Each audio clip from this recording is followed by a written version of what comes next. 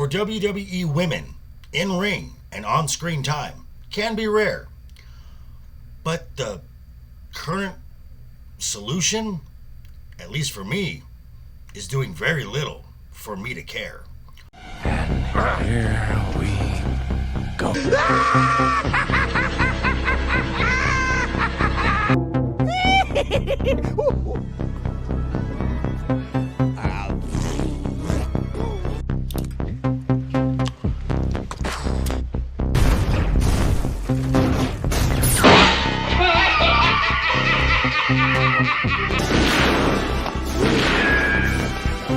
Is like gravity.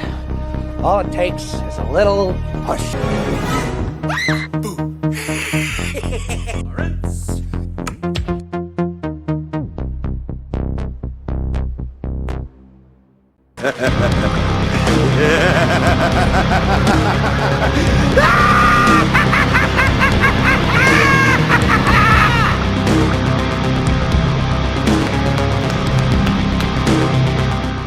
What's up, guys? How you doing? Welcome back to the channel. Glad you stopped by. And if you're brand new, welcome. Grab a seat and stay a while. But do me a couple favors first. Go down and hit that subscribe button. Go next door, ring that bell. Make sure it says all so you know when the next video pops up. Hit that like button. And before you head out, drop a comment. And if you're one of the regulars here, welcome back for another round. I ask that you also hit that like button. And before you leave, drop a comment, because YouTube does love the comments. And of course, share the video out on all social media.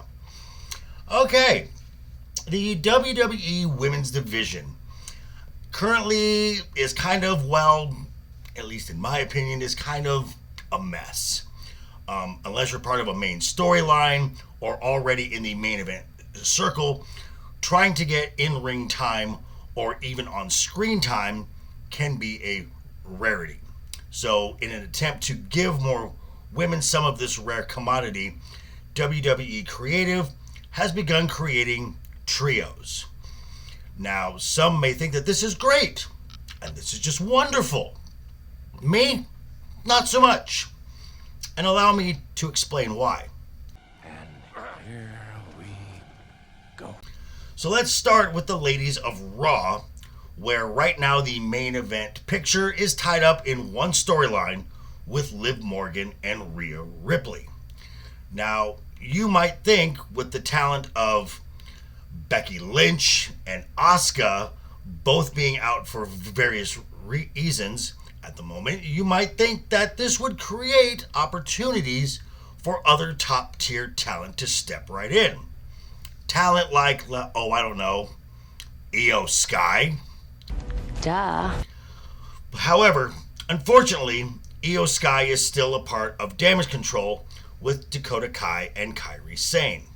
Now, when Damage Control was drafted as a group together to Raw from SmackDown, I was genuinely excited, as this would give an instant shot in the arm to the women's division on Raw. Since then, what have they really done?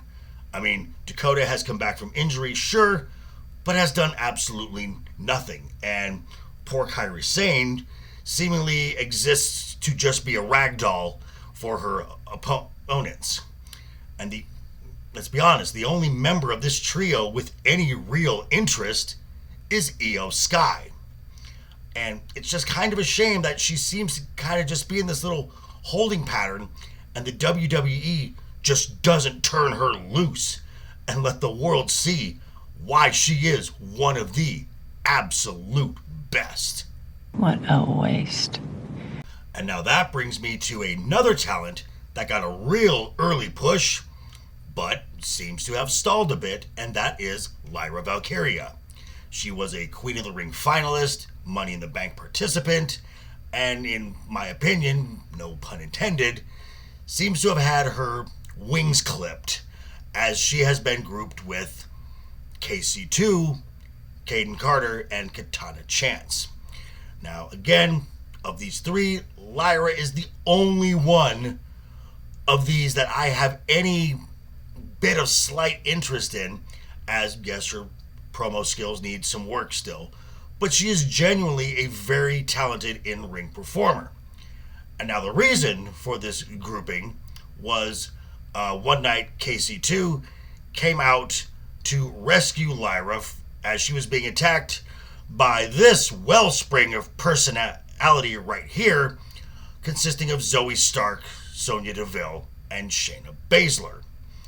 This trio has recently been put together. Even on this past Monday on Raw, saw Shayna Baszler and the leader, Sonya Deville, both lose their matches quite decisively and very clean. And yet, whenever they're in a backstage segment, Sonya wants to run her mouth and run roughshod over everyone, claiming that they run the division. Are you stupid or something? And now that brings us to SmackDown, where Bayley was the champion, but after SummerSlam, championship has changed hands, and now we have Queen of the Ring and champion Nia Jax. And as in this picture says, as she's on SmackDown as well, you cannot discount Miss Money in the Bank Tiffany Stratton. And it's only a matter of time, folks, before her inevitable return of the Queen. Of course, I'm speaking of Charlotte Flair. Now, you know who's not in this conversation, but absolutely should be? Bianca Belair. That's a fact. But why is that? Because she is right now alongside the millstone of the women's division, that being Jade Cargill. Now, in their last match, they looked to regain the Women's Tag Team Championship from the Unholy Union, Alba Fire and Isla Dawn, only for Blair Davenport to interfere. Now, this will most likely bring Naomi back to this duo, forming the Power Buff Girls, whatever they were called, as Naomi was having a beginning of a feud with Blair Davenport. Rookie, veteran, you get the picture. But instead of letting that feud play out on screen, WWE has put Blair Davenport with the Unholy Union. Oh, come on! But here's the kicker for that. Alba Fire and Isla Dawn are part of the Raw roster. As tag champs, they can jump between brands. Blair Davenport is exclusively on SmackDown. So when, it's not a question of if, it's a question of when the Unholy Union drops those tag titles, question, what happens to Blair? So what you've done is you've created this trio that is an absolute creative dead end. That makes no sense. So, I guess the question is, what does WWE do to solve this challenge? Yeah, I have no idea. I have no idea. I have an idea. First, drop the tag titles. They are useless. They are nothing that is worth chasing. And second, finally, make this happen. Put mid-card titles in play on both Raw and SmackDown. Put some stakes in the division, put some stakes on storytelling, and make these prizes worth chasing. And finally, give these women time. 2 to 3 minute matches and maybe a backstage segment is simply not enough for effective storytelling. And let's be honest, do we really need another segment of Grayson Waller and Austin Theory, or another segment of The Final Testament? Nope.